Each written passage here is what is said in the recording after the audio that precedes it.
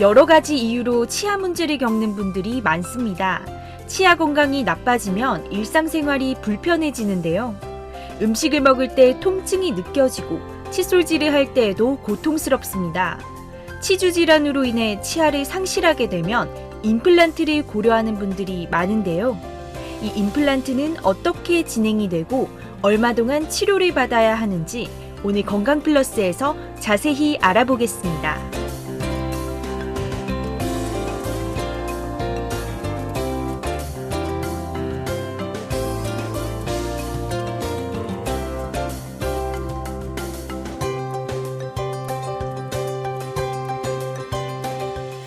안녕하세요. JCN 건강플러스의 홍건입니다. 오늘은 CK 치과병원 스펜서리 대표 원장과 함께 임플란트에 대해서 자세한 얘기 들어보겠습니다. 원장님 안녕하세요. 안녕하세요. 반갑습니다. CK 치과병원 스펜서 병원장이라고 합니다. 오늘 시청자 여러분들과 함께 치과 임플란트에 대해서 알아보는 그 유익한 시간 한번 가져보도록 하겠습니다. 네, 자 원장님, 여러 가지 원인으로 치아를 상실했을 때 치료법 중 하나가 바로 임플란트입니다. 네, 그렇습니다. 먼저 이 임플란트 치료는 무엇인지 자세히 설명을 좀 해주시겠어요? 이제는 임플란트 하시는 분들이 이제 하도 많아지셨고 이제는 정말 국민 건강 목록이 됐는데 그래도 오늘 한번 총 정리를 하신다는 마음으로 편하게 한번 지켜봐 주시면 좋겠습니다. 옛날에는 과거에는 치아를 상실했을 때 양쪽에 건강한 치아들을 삭제하고 소위 갈아낸다는 거죠. 갈아내서 중간에 가짜 치아를 만들고 그걸 이제 끼워드리는 브릿지라는 걸 하셨든가 아니면은 치아가 많이 빠졌을 경우에는 브릿지도 하기 힘든 경우에는 뺐다 꼈다 하는 부분 틀니를 하든지 틀니를 했었죠. 근데 이제는 이제 세상이 많이 변했습니다. 많이 발전도 했고 네. 그래서 치아가 상실된 곳이 있으면은 양쪽 옆에 치아들은 건드리지 않고 단독적으로 임플란트, 즉 인공 치아를 식립함으로써 그 상실된 치아를 원래 상태로 건강했던 상태로 복원해드리는 그러한 치과적 시술이라고 말씀드릴 수 있습니다. 이 상실된 치아를 원래 치아로 만들어주는 수술이다. 이렇게 조금 간단하게 생각을 하면 될 것 같은데요. 임플란트 심는 과정은 어떻게 진행이 될까요? 예. 그래서 임플란트 심는 과정을 말씀드리기 전에 일단 임플란트 구조가 어떤지 한번 설명을 한번 드려볼게요. 네. 그림에 나오시는 거 보면은 이제 세 가지 파트로 나눠질 수 있는데 맨 아래가 인공치근, 그 치아의 뿌리 부분에 해당되는 거고 그 맨 위에 보철이라고 쓴 데 있죠. 그 크라운이라고 쓴 데는 거기는 치아의 머리 부분이 되겠습니다. 그래서 뿌리와 머리를 연결해주는 중간에 지대주라고 어버트먼트라는 그런 게 있는데 일단 이제 심는 과정은 인공 뿌리를 잇몸뼈에 식립을 하고 그것이 잘 유착되도록 어느 정도 시간을 갖고 좀 기다리게 되겠죠. 그래서 잘 유착이 된 다음에 그 다음에 머리 부분인 크라운을 보철 부분을 해서 식사를 할 수 있도록 해드리는 겁니다. 그러면 어느 정도 기다려야 되느냐, 골 유착이 어느 정도 기다려야 되는 건지 많이 궁금해하시죠. 원장님 시간이 얼마나 걸릴까요? 자, 이거는 여러 가지 변수가 많습니다. 근데 일반적으로 말씀드리면 하악은 2개월에서 3개월 정도면은 정도가 정리가 되고요.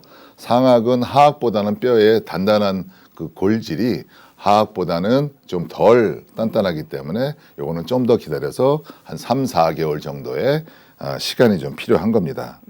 그래서 만약에 치조골이 정말 매우 건강한 경우에는 임플란트를 심는 그날, 당일에 임시 보철물을 만들어서 환자분께서 식사를 물론 딱딱한 건 아니지만은 식사를 하실 수 있도록 이렇게 해드리기도 하고 만약에 반대로 잇몸뼈가 매우 불량한 경우에는 치료 기간이 훨씬 오래 걸리는 경우가 있죠. 이런 경우는 그러니까 염증을 그대로 그냥 방치하셔서 그래요. 네. 그러면 어떻게 되겠습니까? 잇몸뼈는 점점 소실되고 없어지고 파괴되겠죠. 그곳에 임플란트 하려니까 그걸 다시 원상태로 밭이 다 망가졌으면 그걸 다 회복을 해야지 되지 않겠습니까? 그 다음에 나무를 심든지 작물을 심어야 되는데 그렇기 때문에 시간이 많이 걸리는 겁니다. 네. 그래서 결국 앞으로도 계속 말씀드리겠지만 치료 시기를 놓치시면은 그만큼 치료 기간이 오래 걸리는 그런 겁니다. 네, 임플란트에 대해서 소개를 해주셨는데요. 본격적으로 이 궁금증에 대해서 한번 알아보죠. 여러 치과의 내원에서 상담을 하게 되면요, 임플란트 식립 개수를 조금 다르게 말하는 경우가 많다고 말씀을 하시는데 이거는 왜 그런 건가요? 이것도 이제 변수가 많습니다. 근데 임플란트 개수라는 거는 여유가 되신다면은 그러니까 여유 있게 충분히 심는 게 맞습니다. 그렇지만 너무 무조건 많이 심는다, 이건 또 아니죠. 예를 들어서 일반적으로 상하계 뼈의 골지는 아까 말씀한 것처럼 하하계에 비해서 조금 물렁물렁한 뼈이기 때문에 심는 개수가 조금 많아지는 거고, 그래서 튼튼한 보철물을 우리가 한강대교를 짓는데 밑에 모래사장이면은 거기에 교각을 좀 많이 하고 그래야지 튼튼한 다리를 짓는 것처럼 네. 뼈가 안 좋으면 좀 더 많이 심을 수 있고 이렇게 되는 거죠. 결론적으로 임플란트 개수가 정해진 건 아니고요. 환자의 입안의 상태, 즉 치조골이 상태가 어떠냐, 뼈가 있냐 없냐, 그러면 있으면 그 뼈는 단단하고 좋은 뼈냐 아니냐, 또 위아래 씹으려면 치아들이 이제 맞닿지 않습니까? 네. 그거의 그 교합 관계도 굉장히 중요하고요. 그다음에 식습관이 굉장히 중요합니다. 질기고 딱딱한 거 좋아하시는 분들 많아요. 네. 이런 분들은 또 좀 많이 심어야 되겠죠. 그리고 건장하고 턱이 이렇게 발달하신 남자분하고 우리 앵커님 같이 갸름하시고 예쁘신 이런 분들은 다르겠죠. 힘이, 씹는 힘이. 그렇기 때문에 일률적으로 이거는 이렇게 되고 저렇게 되는 게 아니라 네. 그 상태에 따라서, 환자의 상태에 따라서 좀 변화가 있다는 것을 좀 이해를 해주시면 감사하겠습니다. 네, 여러 가지 환자의 상태에 따라서 식립 개수가 달라지는 것 같은데요. 사실 임플란트를 하려면은 큰 마음을 먹고 가잖아요. 그렇죠. 네, 비용이나 기간 또 이런 것들을 고려하지 않을 수가 없는데요. 왜 이렇게 치료 기간이 오래 걸릴까요? 치료 기간이 오래 걸리는 주요 원인은 네. 치료 시기를 놓쳐서 그렇습니다. 좀 불편할 때 빨리 치과 가까운 치과를 가셔서 검사를 맡아보고 어떻게 될까요? 계획을 세우고 이렇게 돼야 되는데 아팠다가 또 약 먹으면 괜찮아지시고 또 피 났다가도 또 잘 닦으시면 좀 괜찮아지고 이러니까 이제 오래돼서 그 방치가 되는, 만성이 되는 거죠. 그래서 염증이 오래되면은 치조골은 이제 계속 소실되기 때문에 임플란트는 게 뭡니까? 좋은 뼈에 심어야지 좋은 이제 결과물을 맞출 수 있는 건데 불량한 데 하려니까 그거를 건강하게 만들고 그걸 하려니까 시간이 많이 걸리는 겁니다. 그런데 반대로 이런 분들이 계세요. 젊으신 분들 중에서 단 거 좋아하셔서 충치가 심하신 분들이 계세요. 네. 그런 분들은 의외로 이는 많이 썩었어요. 많이 썩었는데 의외로 아직 젊기 때문에 치조골은 아직 괜찮은 분이 계신다고요. 그런 분들은 당일날 치아를 빼고 당일날 임플란트를 식립을 하고 당일날 임시 치아까지 제작해 드릴 수도 있어요. 그러니까 이게 바로 케이스 바이 케이스라고, 이런 분들은 시작하고 끝날 때까지 4주에서 6주면 끝날 수도 있거든요. 네. 그래서 결국 치료 시기를 늦추지 않는데 뼈가 좋은 상태에서는 치료 시기가 좀 빨라질 수 있다. 이렇게 말씀드릴 수 있겠습니다.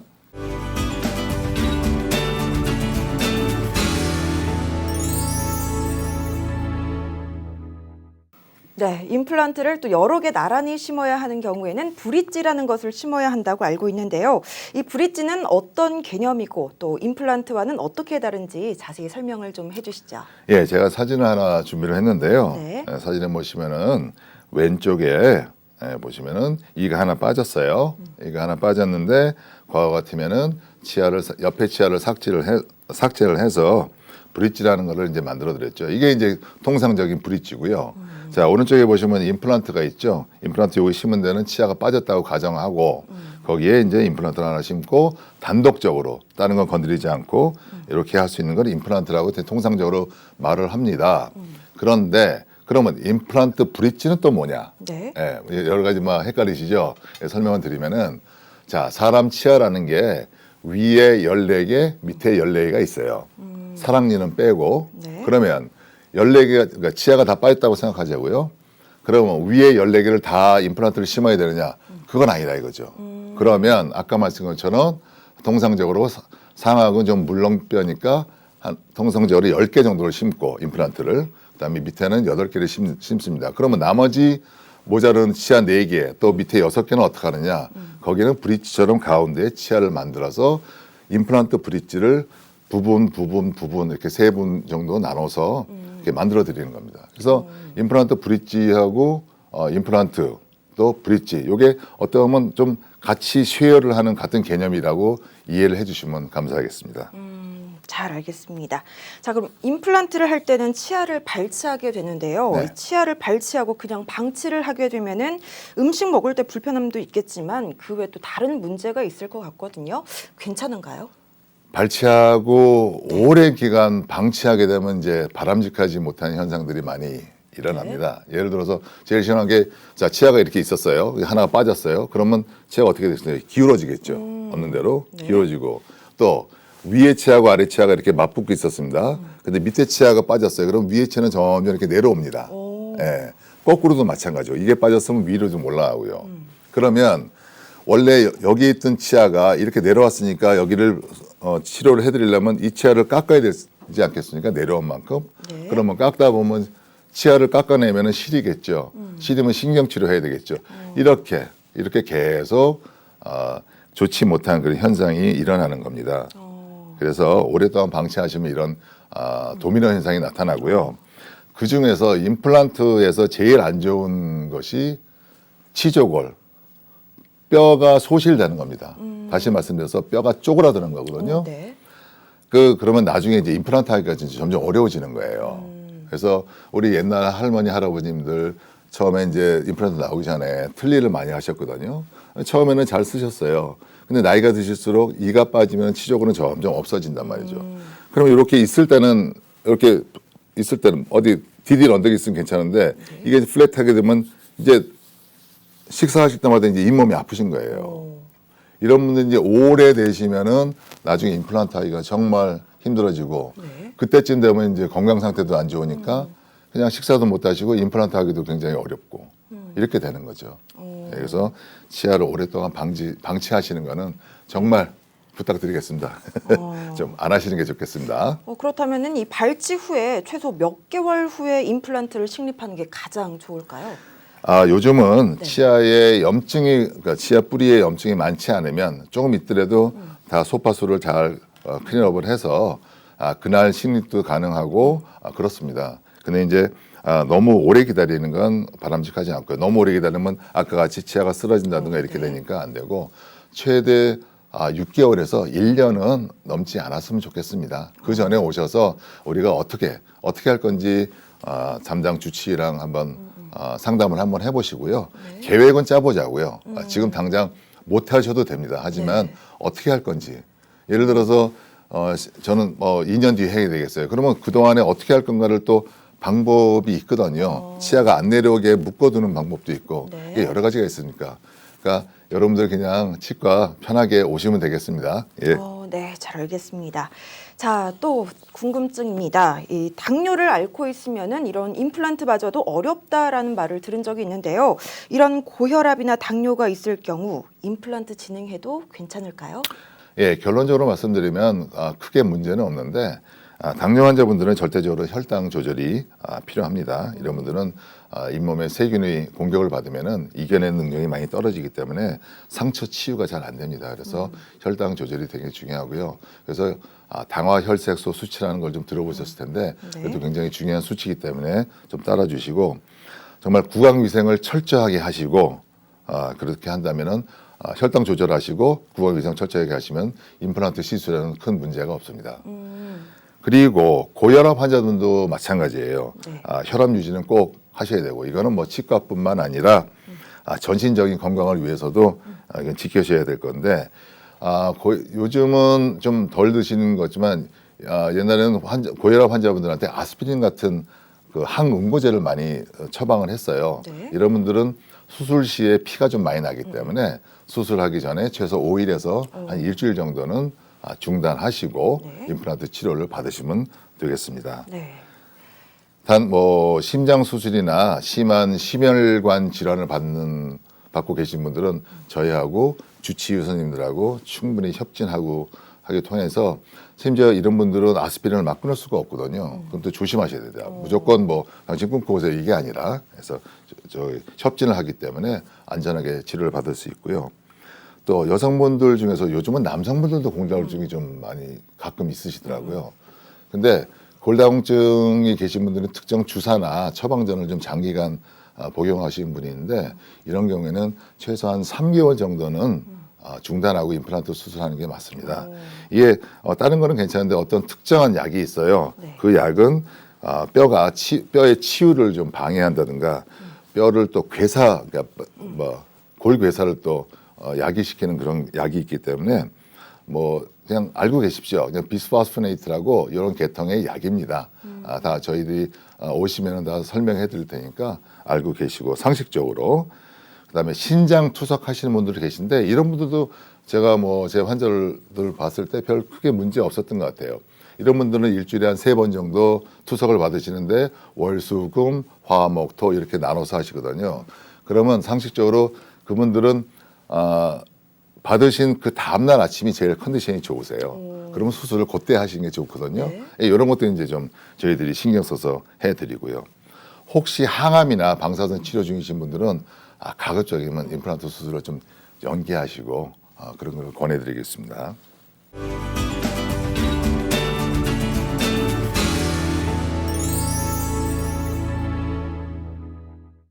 네, CK 치과병원 스펜서리 원장과 건강 플러스 함께하고 있습니다. 자, 원장님, 임플란트를 하게 되면은 뼈 이식도 필요하다라고 알고 있는데 모든 케이스에서 뼈 이식을 해야 하는 건 아닐 텐데 어떤 경우에 뼈 이식이 진행되나요? 뼈 이식을 안 하고 정말 진행하면 정말 이상적인 케이스입니다. 저도 개인적으로 그런 케이스, 그런 쉬운 케이스만 좀 했으면 좋겠는데 네. 어쩌면 저한테 오시는 분들은 그렇게 미루다 오시는지 심지어 저는 이런 멘트까지 들었어요. 대학병원 가셨는데 아주 심한 케이스예요. 대학병원 가셨는데 거기서도 이제 하지 마시라고 틀리 끼고 사시라고 그래서 어떻게 소문을 듣고 오셨는데 저한테 뭐라고 하시냐래 원장님이 포기하시면 저는 갈 데가 없습니다. 심장에 딱 꽂혀서요. 정말 열심히 해드렸습니다. 그래서 지금도 하고 있는데 정말 이렇게 간단한 수술을 하고 싶은데 네. 저희도 뼈를 넣고 싶어서 넣는 게 아니라 없으니까 넣는 겁니다. 예, 뼈가 없으면 이게 오래 못 쓴다는 걸 알기 때문에 저희도 해드리는 거지 뼈 이식을 꼭 진행해야 되나요? 저희도 안 했으면 좋겠습니다. 예, 그래서 아까도 계속 이 말씀드리죠. 미루다 오시면 이렇게 뼈 이식도 많이 해야 되고 비용도 많이 들고 또 난이도가 많으니까 얼마나 불편하시겠어요. 정말 뼈만 좋으면은 정말 하나도 안 아프게 제가 해드릴 자신이 있는데 이게 늦게 오시니까 제가 좀 그렇습니다. 하여튼 자주 치과로 좀 내원해 주시면 감사하겠습니다. 네. 자, 그렇다면은 뼈 이식 후 임플란트를 진행한 사례를 보면서 자세한 설명 한번 해주시죠. 예, 먼저 이분은 71세 남자 환자이셨는데요. 상악에 이제 여기 사진을 보시면은 상악에 앞니가 많이 흔들리고 염증도 많으셔서 원래는 뭐 다 빼고 틀니를 하시겠다 그랬는데 아버님 틀니 할 수도 있습니다. 두 번째 옵션은 또 뭐냐면 임플란트를 많이 할 수도 있고 적게 할 수도 있습니다. 그래서 저 같은 경우는 환자가 오시면은 이렇게 할 수도 있고 이렇게 할 수도 있고 이렇게 할 수 있는데 장단점을 다 말씀드리고 비용은 어느 정도 드는지 또 치료 기간은 어느 정도 이렇게 설명을 하고 그래서 이제 선택하신 게 일단 앞니가 많이 아프니까 앞니에 먼저 최소한의 임플란트를 하자. 네. 그래서 임플란트를 4개를 했습니다. 위에 사진을 보시면은 위에 사진은 오른쪽에 임플란트 4개를 하고 근데 머리는 7개가 된 거예요. 총 7개를 이렇게 만들어 놓고 그래서 지금 그 밑에 보면은 이제 뼈 이식을 하는 건데 이를 빼고 심어 보니까 그 안에 이게 비어 있는 게 있죠. 이 비어 있는 게 이대로 놔두면은 오래 쓸 수가 없고 예후도 별로 안 좋습니다. 네. 염증도 심하게 또 감염이 될 수 있고 그래서 거기에 이제 뼈 이식을 했는데 여기서 중요한 거는 CGF라고 Concentrated Growth Factor라고 이거는 한국말로 말하면 뭐 농축 성장 호르몬 테라피 뭐 이 정도 되겠죠. 그래서 거기다가 스티키본이라고 뼈가 이렇게 뭉쳐집니다. 이게 어떻게 되냐면 좀 번거롭겠지만은 환자의 피를 뽑습니다. 체열을 하죠. 체열을 해서 원심불기에 돌려서 거기서 그로스 팩터, 성장 호르몬을 추출해서 그거를 고리식에 같이 첨가하는 그런 기술인데 세계적으로도 좀 요거는 좀 된 거고요. 한국에서도 뭐 쓰시는 분들은 많이 쓰시는데 저는 이게 예후가 좋다고 제가 믿기 때문에 이걸 많이 하고 뭐 다르게 할 수 있는 방법도 있는데 오늘 요 환자는 이런 방식을 썼다는 거를 좀 말씀드리고 싶고요. 그래서 4개를 심고 그 다음 그림을 보시면은 위에 치아 4개 이렇게 그 기둥이 보이시죠? 네. 요게 이제 지주대입니다. 뿌리가 밑에 있는 거고 요 위에 지주대가 있고 그 오른쪽에 보시면 이제 머리 모양을 이렇게 예쁘게 만들어 드린 거죠. 그래서 일단은 이렇게 고정성 이게 이제 완전히 붙여 있는 거예요. 뺐다 하는 게 아니라 붙이는 거죠.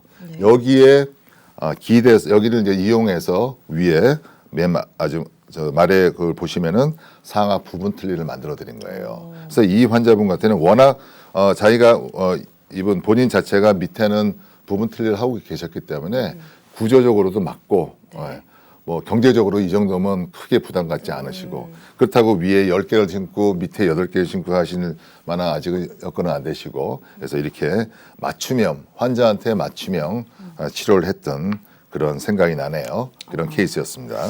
네, 이 사진을 통해서 뼈 이식을 통한 임플란트 수술 사례를 한번 살펴봤는데요. 이렇게 내 잇몸에 뼈와 또 임플란트까지 심게 되면 얼마나 고통스러울까라는 생각이 들거든요. 임플란트 수술의 통증 어느 정도 될까요? 네, 제일 걱정하시는 부분이 얼마나 아플까죠? 그렇죠. 네. 결론부터 말씀드리면은 자 요즘 치과가 아프지가 않습니다. 사실 그렇게 아프게 안 해요. 아프면은 마취 좀 더 하면 되거든요. 아픈데도 뭐 참으세요 이렇게 하시는 분들 정말 없습니다. 긴장하지 마시고요. 네. 그래서 수술 중에만 통증이 있다 그러면은 95%는 마취가 됐어요. 근데 그 미세한 5%의 약간의 가지가 나와서 그렇습니다. 그럼 추가적으로 마취가 되면은 지금 95% 마취가 돼서 그거는 마취가 아프지도 않아요. 그래서 그렇게 하면 되고요. 만약에 심리적으로 불안감을 느끼셔서 이제 그러신 분들은 충분히 여유를 갖고 괜찮으시니까 여쭤보고 좀 중간에 쉬시기도 하고 그래서 제 개인적으로 보면은 지금까지 큰 어려움 없이 수술을 집도하고 있고요.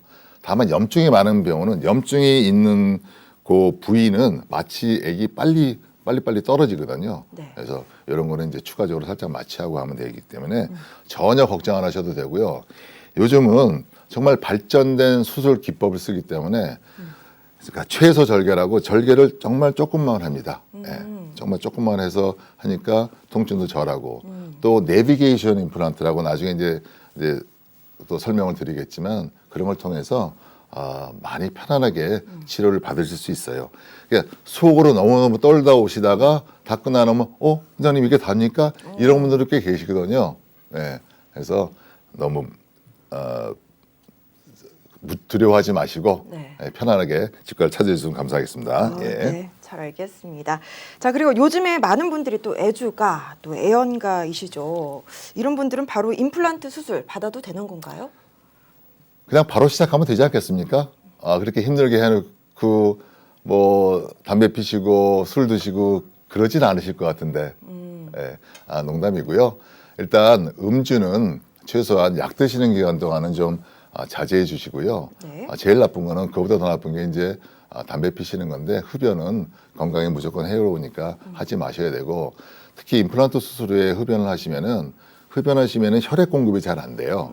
말초 혈관에 혈액 공급이 안 되기 때문에 상처 부위도 힐링이 좀 늦어지고 또 그러니까 뼈 이식을 많이 한 분은 거기에 영양분을 혈관을 통해서 영양분이 들어가야 되는데 들어가지 못하니까 이제 뭐 나쁜 불량한 그런 뼈가 되고 그렇습니다. 그래서 흡연은 꼭 좀 지켜주시면 됐고 이런 분들이 계세요. 원장님 제가 이제 마음 먹었습니다. 요번에 임플란트 하고 금연하겠습니다.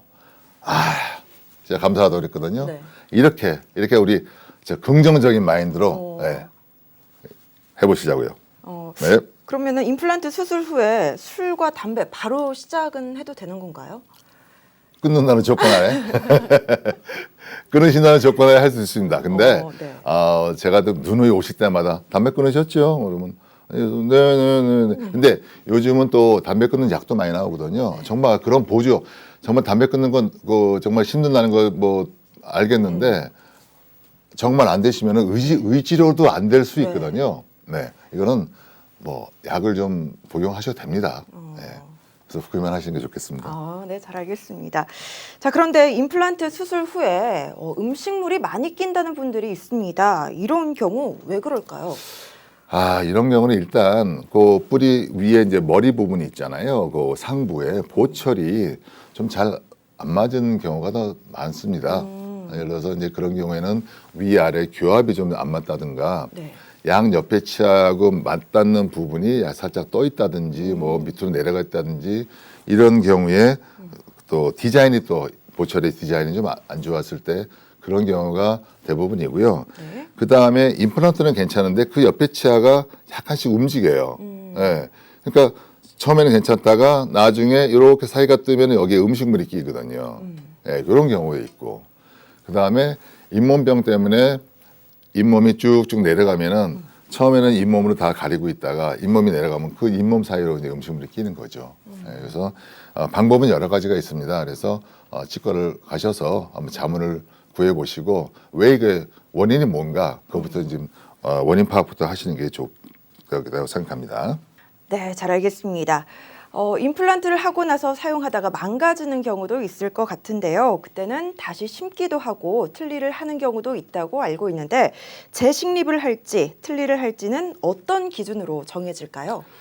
네, 그 임상 케이스마다 조금씩 결정 기준이 좀 다를 거예요. 네. 우선 처음부터 정확히 정확한 검사와 진단으로서 최상의 수술하는 게 기본이겠죠. 기본인데 제 경우에는 그거보다도 수술이 다 끝나고 보철까지 다 올라갔어요. 이제 오늘 그동안에 우리 환자분 고생하셨습니다.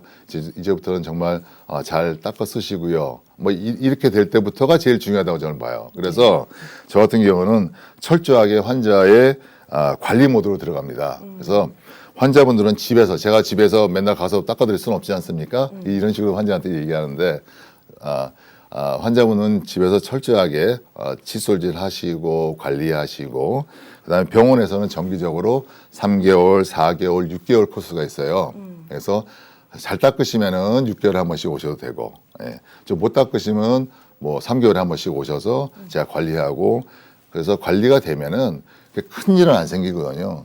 임플란트를 망가뜨릴 만큼은 안 되는데 네. 예를 들어서 그런 걸 안 하시고 뭐 해외를 갔다 오신다든가 그냥 뭐 괜찮아지겠지 놔두면은 이거는 정말 임플란트 했던 거를 다시 빼를 수밖에 없거든요. 그러면 그 뺀 임플란트를 어떻게 해서라도 다시 건강하게 해서 다시 심을 수 있으면 그냥 재식립이 되는 거고 거기는 이제 도저히 못 심겠습니다. 너무 망가졌습니다. 그럼 이제 틀니가 되는 거겠죠. 네, 그래서 제일 중요한 거는 임플란트 심는 것부터 모든 게 중요하지만은 심고 다 나서 케이스가 끝난 다음부터 계속적으로 환자 관리 모드 하는 게 굉장히 중요합니다. 여러분들 꼭 지켜주시고 정말 저는 이렇게도 말씀드려요. 환자분들한테 제가 아버님 6개월 동안 못 빼면 저는 아버님 모릅니다. 모른다고 할 겁니다. 그만큼 알아서 오시라는 거죠. 그럼 열심히 오십니다. 예.